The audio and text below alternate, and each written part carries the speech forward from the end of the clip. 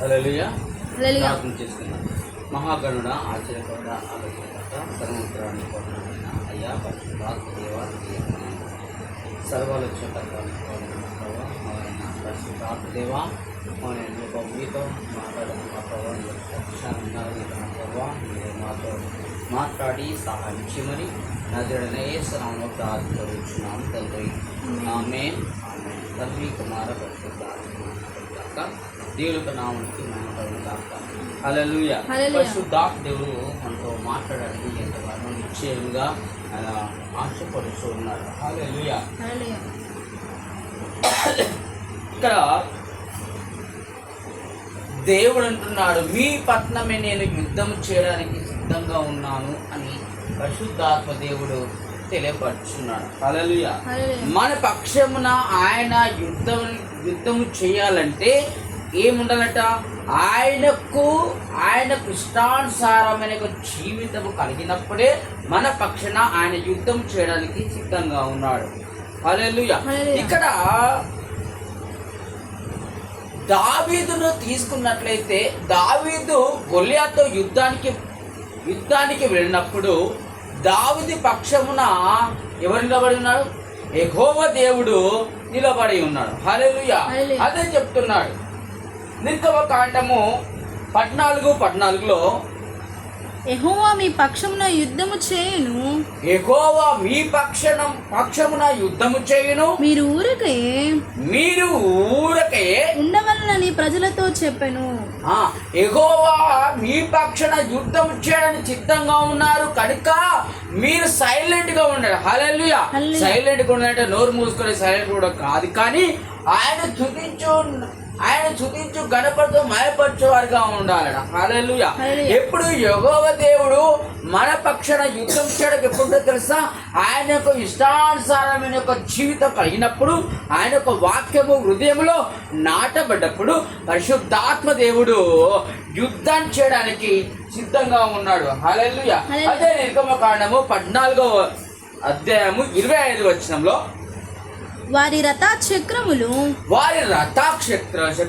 ఊడిపడునట్లు చేయగా వారు బహు కష్టపడి తోలుచు ఉన్నారు. అప్పుడు ఐగుప్తీయులు ఇశ్రాయేలు ఎదుట నుండి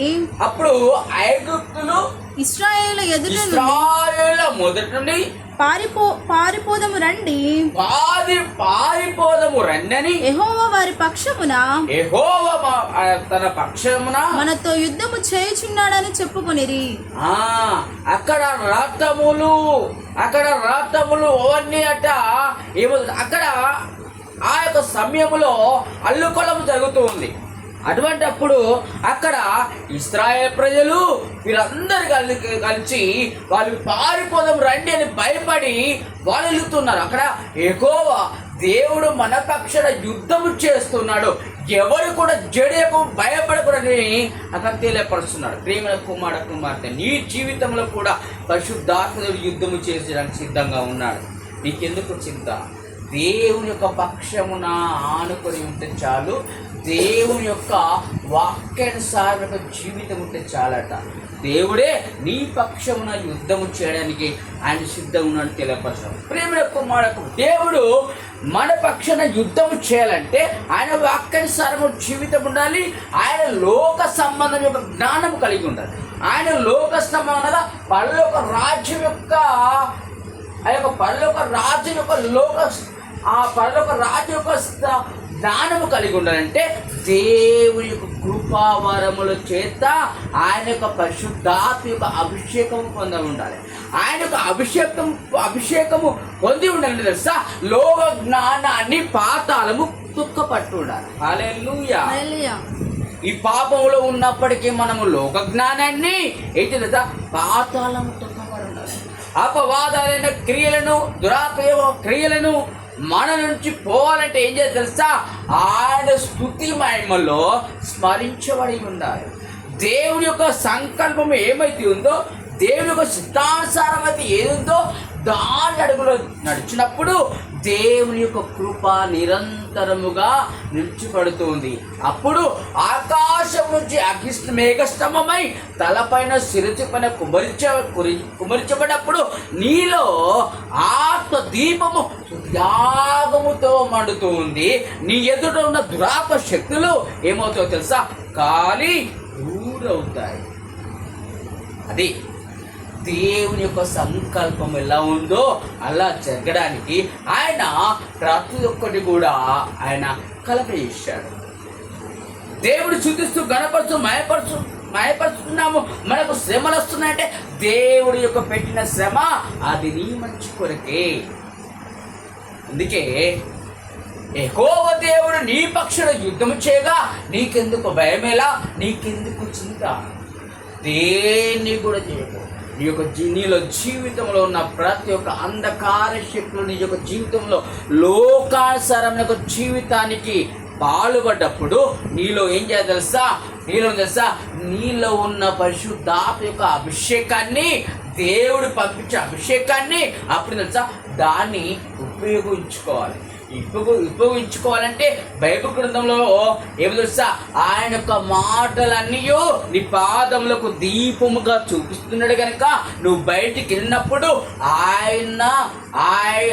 ఆయన యొక్క నామమును స్మరించి నువ్వు కాలు బయటికి పెట్టాలట.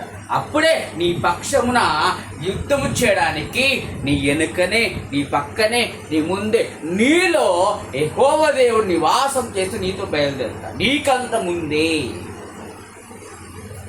నీకంటే ముందే ఆయన బయలుదేరుతున్నట్టు అర్థం ఏంటి తెలుసా?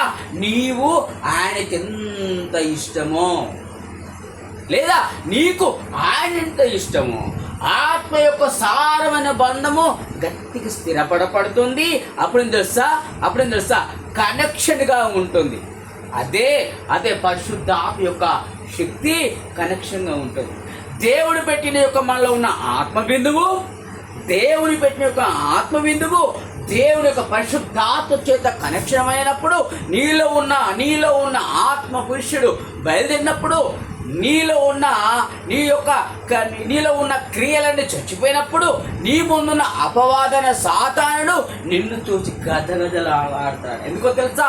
నీలో మండుతున్నాడు పరిశుద్ధాత్మ దేవుడు. ముందున్న వారిని యుద్ధం చేసి చంపేస్తాడు. అందుకే అదే యెహోవా దేవుడు నీ పక్షాన యుద్ధం చేస్తున్నాడు. ఎట్లా చేస్తున్నాడట?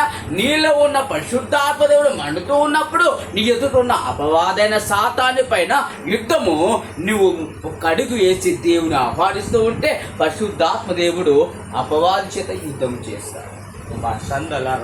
ఎందుకు తెలుసా? పరలోక రాజ్యంలో వచ్చిన అగ్ని మేఘస్తంభము నీ తల పైన కుమ్మరించి పడ్డప్పుడు నీలో ఉన్న పురుషుడు ఏమవుతుందా?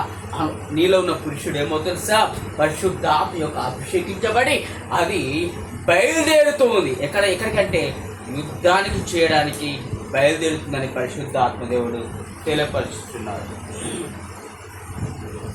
అదే నిర్గమకాండము 15:3. యెహోవా యుద్ధశూరుడు, యెహోవా అని ఆయనకు పేరు. యెహోవా యుద్ధశూరుడు, యెహోవా అని ఆయన పేరు. యెహోవా యుద్ధశూరుడే. ఓకే. దావీదు గొలియాతుకు యుద్ధానికి వెళ్ళేటప్పుడు దేవుని పర్మిషన్ అడిగే బయటికి వెళ్ళాడు.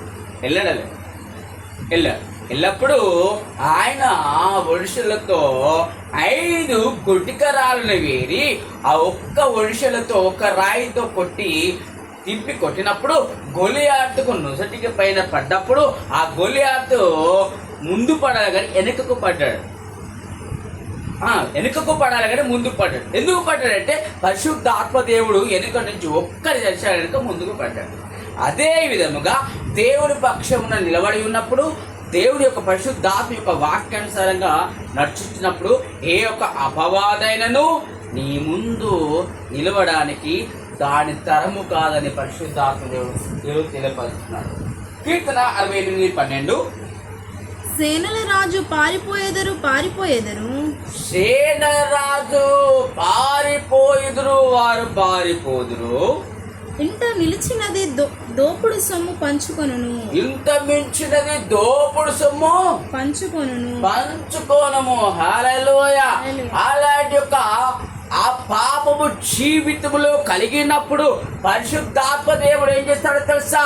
నీలో ఉన్న ప్రతి ఒక్క అంత క్రియలన్నీ ఆయన నశింపజేయడానికి పరిశుద్ధాత్మ దేవుడు యుద్ధానికి దిగుతాడు. హల్లెలూయా, హల్లెలూయా. కనుక దేవుని యొక్క ప్రేమ ప్రణాళిక ఎలా ఉందో మన జీవితంలో కూడా పరిశుద్ధాత్మ దేవుడు యుద్ధము చేయడానికి సిద్ధంగా ఉన్నాడు.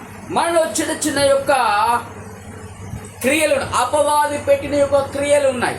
ఆ అపవాది పెట్టిన క్రియలను నీవు అంతము పరిశుద్ధాత్మ దేవుని ద్వారా నువ్వు అంతము చేయకపోతే ఏం చేస్తా అవి పాపంలో పడేస్తుంటాయి, నరకగ్నిలో కాలేయడానికి సిద్ధంగా ఉంటాయి. కనుక దేవుడు ఏమంటున్నాడు తెలుసా?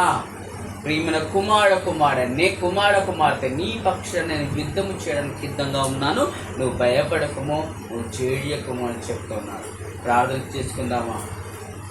ఆయన పరిశుద్ధాత్మ దేవుడు మన పక్షాన్ని యుద్ధం చేయడానికి ఉన్నప్పుడు దేవుని యొక్క వాక్యము మన పాదములకు దీపముగా చూపిస్తున్నప్పుడు కొండలనైనను కోయలనైనను నువ్వు ఎడారులను తిరుగుచూ ఉన్నప్పుడు, పాపపు లోకముల మధ్యలో నివాసము చేస్తున్నప్పుడు కూడా ఆయన గాయపడు హస్తము మన పైన చూపిస్తూ ఉంటుంది. ఎందుకో తెలుసా? నీలో ఉన్న ఆత్మను పరిశుద్ధాత్మ యొక్క ఆత్మ కనెక్షన్ కలిగి ఉంటుంది. నీలో ఉన్న ప్రతి ఒక్క క్రియలన్నీ కాల్చేయడానికి పరిశుద్ధాత్మ యుద్ధానికి వెళ్తున్నాడు. ఆయనే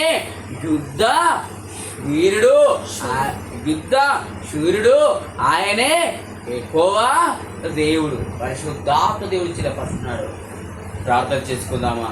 మహాగణుడా, ఆశ్చర్యకరుడు, ఆలోచనకర్త, జీవము గల దేవా, ఇంతవరకు మాట్లాడిన ప్రతి ఒక్క మాటల ప్రభువా, వింటున్న ప్రతి ఒక్క బిడ్డల హృదయంలో నాటబడి ఫలించి సహాయం చేయమని నాజరుడైన యేసు నామములో ప్రార్థించి అడుగుచున్నాం తండ్రి. ఆమేన్, ఆమేన్.